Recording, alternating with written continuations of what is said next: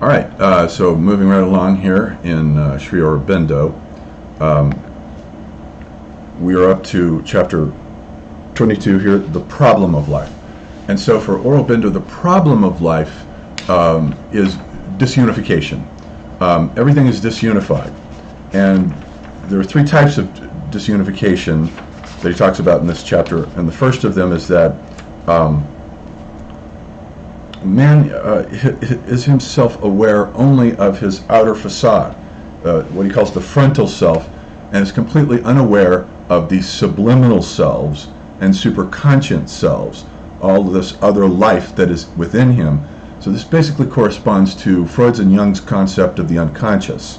More so, I think, Jung's, because Jung's more includes the instincts, which would correspond to Aurobindo's vital forces.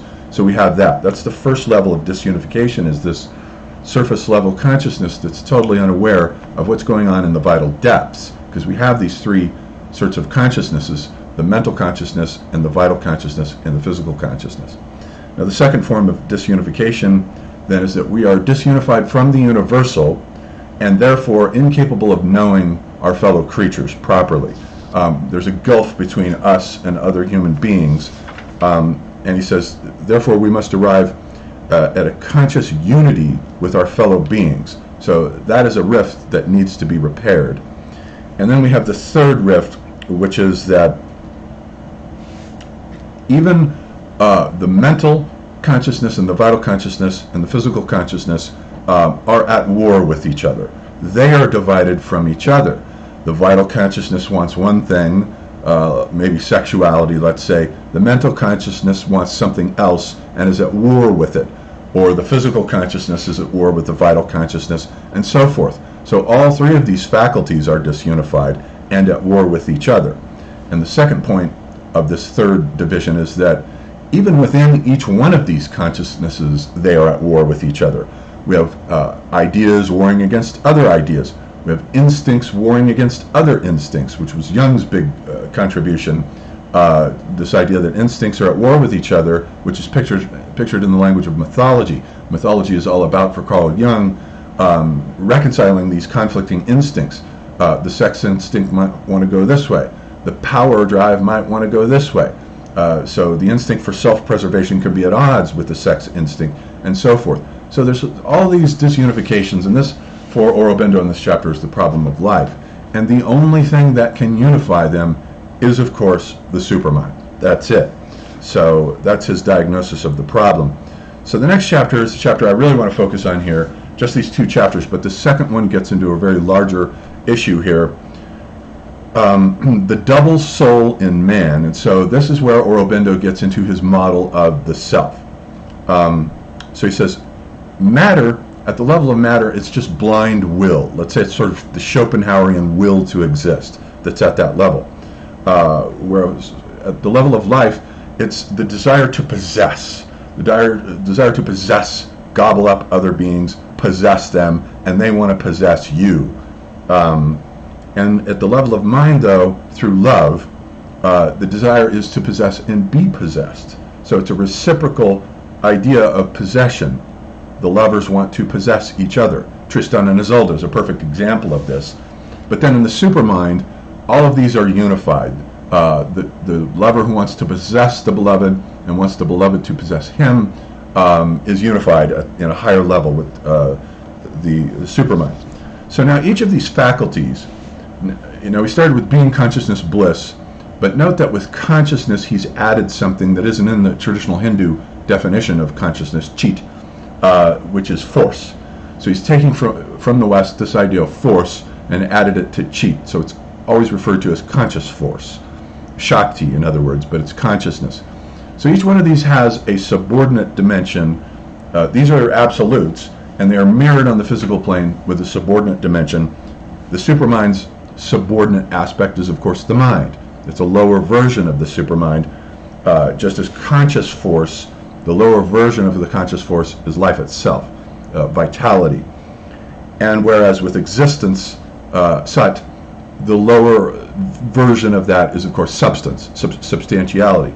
But now with bliss, the lower version of bliss is the soul.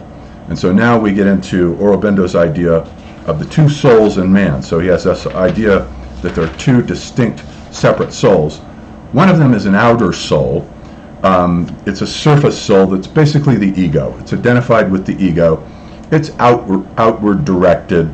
It gets caught up in it trips itself up in all of these various conflicting desires and emotions. It has a very superficial view of the world. It thinks the world revolves around it, but it does not. Below that, Aurobindo says, is a subliminal self. And this subliminal self is a much deeper, transcendent divine self that is within us. And it is the Purusha, basically, which transmigrates from lifetime to lifetime. But it's interesting here, and I think we get into some more problems with the Purusha. He identifies with what he calls the psychic being. And the psychic being is basically the interior personality that, together with the Purusha sort of takes it with it on a ride through the cosmos from one lifetime to the next. So the psychic being really is the deeper core of the personality and would more or less correspond, the psychic being, but not the Purusha, would correspond to the Jungian idea of the self. So let's take a look then at the Jungian idea of the self here. And let's see this model of it here. So here's the Jungian idea of the self, where for Jung, the self is at the center of the psyche, and as you can see, the ego revolves around it. The ego is like an electron that revolves around the nucleus of the self. And the ego is conscious, but it casts a shadow in the unconscious, so we have the shadow down below there. And the way the ego presents itself to the outer world is through the mask of a persona. The persona is, the doctor, the lawyer, this profession, that profession, a movie star. That's the mask that the ego wears to present itself to the outer world. Whereas deep in the collective unconscious, down below there, we have the anima and the animus. The man's unconscious is characterized by the anima, which is feminine. The woman's unconscious is characterized by the animus, which is masculine. But the self is the ego, the core of the psyche, which is the nucleus of the psyche. You can think of it as a kind of Aristotelian entelechy. It is the process of individuation, becoming who you are, is what the self is. It's the entelechy, and the encounter between the ego and the self. Basically, the ego is constantly being shattered on the rocks of the self and having to rebuild itself, because the self knows what's going on and what the destiny of the individual is. The destiny of the individual basically lies there within the human being. So that's Jung's model of the psyche. And now, so what we want to do then is contrast Jung's model of the psyche.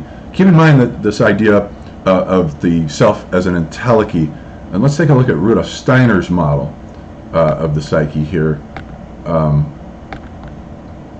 So with Rudolf Steiner's model, it's a little more complex. So note that he uses this word ego, so it's at the top of the diagram there, and to the left of it we have the astral body, and down below that the etheric body and the physical body. Now, as we've been over, the physical body is what we share in common with the mineral world. Up above, the etheric body is what we share in common with plants. That is the basic soul unit, from bacteria all the way up to trees, let's say.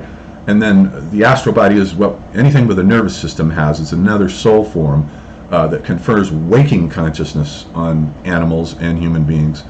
And then we have this thing called the ego. Now, the way that Rudolf Steiner uses the word ego isn't the way that Jung and Freud mean ego. By ego, actually, Steiner more means Jung's idea of the self, if the self reincarnated. So you could take the idea of the ego, which is the personality, and combine it with the Jungian self as a single unit, and that is what transmigrates from lifetime to lifetime. And then we have these higher faculties, the spirit self, which has to be transformed out of the ego, working on the astral body to produce the spirit self, which is the manas, although he uses these terms differently than they're used in Sanskrit. And then with the life spirit, we have the ego working on the etheric body to transform into a higher faculty called the life spirit. And then finally the spirit body, which is the ego working on the physical body to transform it into the spirit body, which sounds a little bit to me like Aurobindo trying to bring down the supramental into the physical body and transform it. The ego also in the middle there has these other three faculties, the sentient soul, which relates it to the outside world through the senses, then an intellectual soul, which is its way of judging and thinking, and then a consciousness soul, which has to do with its will. So that then is Steiner's model of the self, contrasted with Jung. So think of those two, and now let's take a look at Aurobindo's model, which is actually quite a bit more complex than either of those, I think. So here's one model of it, one version of it, where we see, this is very complicated. So if we move from left to right, what he calls the center of the being is the psychic entity here. It's all the way on the left there, the soul, the psychic entity, which is identical with the Purusha. And you can see at the bottom of the diagram the word Purusha there. And then above the psychic entity / Purusha, at the top there is the Atman. That is not in any way, shape, or form any of these kinds of selves. The Atman is simply a white flash. It's simply the metaphysical units that is identical with the cosmic soul Brahman. It has nothing to do with individuality whatsoever. And then off, we have all these others. We have the mental self off to the left there from the psychic self. We have the mental self, we have the vital self, we have the physical self. And then moving beyond that, we have the interior mind, and down below that, the inner vital, the inner physical, and the subconscient. The subconscient has to do with the deep vital forces within us, the really low ones. Let's say the animal-based reptilian level of our being. And then in the final row there, we have the outer mind, the outer vital, the outer physical. And then at the other end, we have the ego. The ego is, what he's talking about here is the desiring self, that thing which is on the outside, in direct opposition to, at the other end, the psychic self, or the psychic being, which is identical with the Purusha, which I find to be a rather problematic model.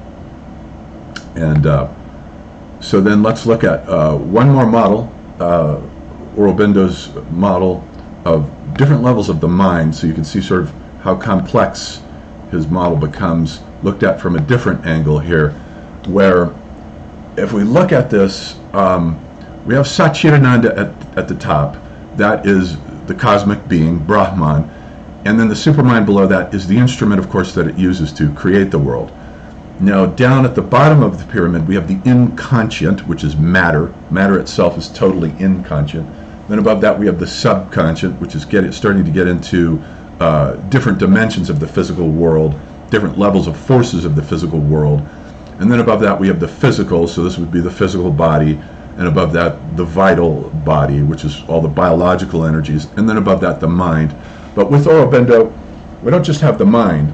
There are levels to the mind too. There's the higher mind, which is used in philosophy and thinking about concepts. There's the illumined mind, which is used in thinking about poetry and the arts. And then finally, his highest faculty of the mind is the intuition. Intuition is thinking and grasping in terms of holistic ideas, myths, archetypes, what Kant calls the ideas of the reason. And finally, above that, we have the overmind, which has to do with the mystics' Zen-like Satori flashes into the realm of the ultimate. And it's the overmind is the sort of bridge then to the supermind. And so with those models visually before us, we can sort of see how these guys differ.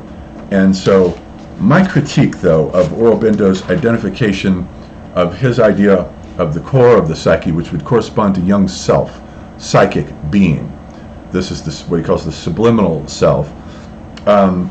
He identifies it with the Purusha, but that is absolutely not done in the tradition of Sankhya, where the Purusha is a homogeneous monad. It does not carry the personality with it at all. It carries samskaras with it, which are traces of karmic bleed-throughs that have come through from past lives, but it's absolutely homogeneous. You can imagine it as a ball of light floating around from incarnation to incarnation, but he sort of fuses it with this idea of psychic being, which has to do with the deeper self within us, the better self, let's say, the higher self that transmigrates from lifetime to lifetime. So he's inherited this idea of the Purusha, which is traditionally totally passive, totally inactive, and strictly an observer and a witness, even though it's embedded within matter, Prakriti, which is on the outer side. Prakriti prakritis, anything that's made up of matter. And so this then is his model of the psyche in contrast. So it's very complex. So psychic being Purusha corresponds to Steiner's idea of the ego, which is also the unit that transmigrates from lifetime to lifetime, which would be ego combined with Jung's self if it transmigrated. And then so the Steiner, Jung, and Aurobindo and their models of the selves combined. And I think that definitely Steiner's model and Jung's model take into account, coming out of Western civilization, the idea of individuality.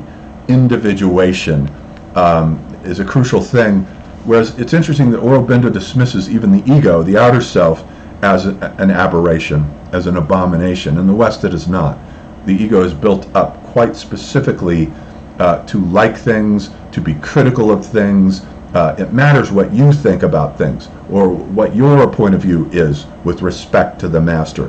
Whereas in the East, the ego is a hung, and it's basically just no different than the Freudian id, the principle of I want. The ego is very insufficiently developed in India, and so it's interesting, I think, and consistent with the Indian tradition, that Aurobindo sort of rejects it and says, no, the true inner core of the personality is the Purusha, the psychic being, whereas traditionally those two were totally separate things. And I think that the Purusha and the Jiva from Jainism are basically the same thing. He'll swap them out. So we'll leave it there with that analysis of those two chapters in Aurobindo's Life Divine.